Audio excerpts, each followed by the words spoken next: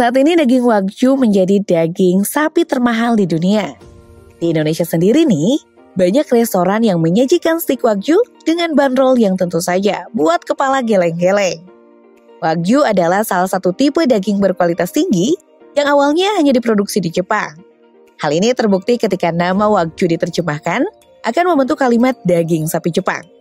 Gak sesuai namanya, daging Wagyu berasal dan banyak dijumpai dari negeri samurai tersebut. Tapi jangan salah, tidak semua sapi Jepang adalah Wagyu loh. Melansir Fine Wagyu, Wagyu hanya dihasilkan dari 4 jenis sapi, yaitu Kurogewasu, Akage, Mukaku, dan Tankaku Wasu. Namun siapa sangka perkembangan teknologi membuat Jepang bukan lagi satu-satunya negara yang memproduksi daging Wagyu untuk para gourmet. Seperti halnya peternakan khusus di Australia dan Amerika Serikat, yang mengimpor sapi Wagyu Jepang untuk dikawinkan dengan sapi lokal. Menariknya nih, perkawinan keduanya menghasilkan sapi dengan kualitas daging yang nyaris serupa loh. Meski demikian, jika diperhatikan baik daging stik Wagyu Jepang, Australia, dan Amerika memiliki karakteristik dan rasa yang tidak sama.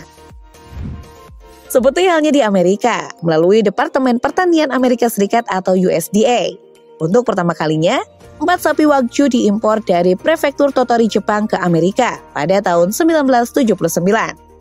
Dan dari keempat sapi Wagyu ini nih, akhirnya Amerika berhasil menghasilkan keturunan yang memiliki daging kualitas tinggi.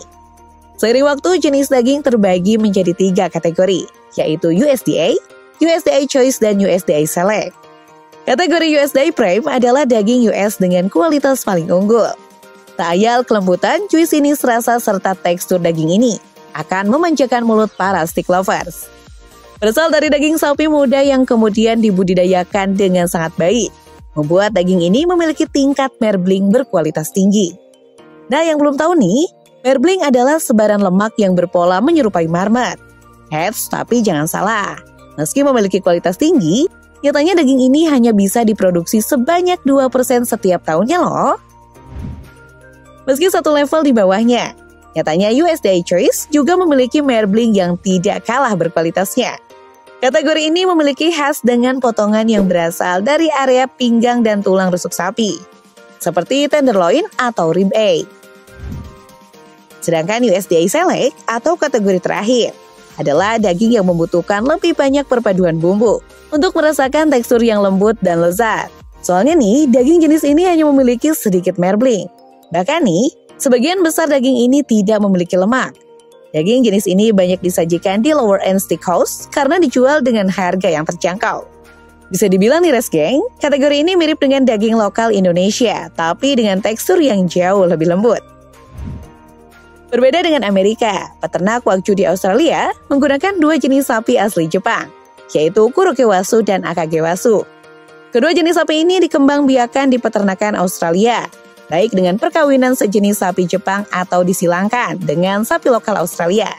Dan daging dari hasil perkawinan silang ini yang sering diimpor ke Indonesia dan Korea Selatan, karena harganya yang cenderung terjangkau.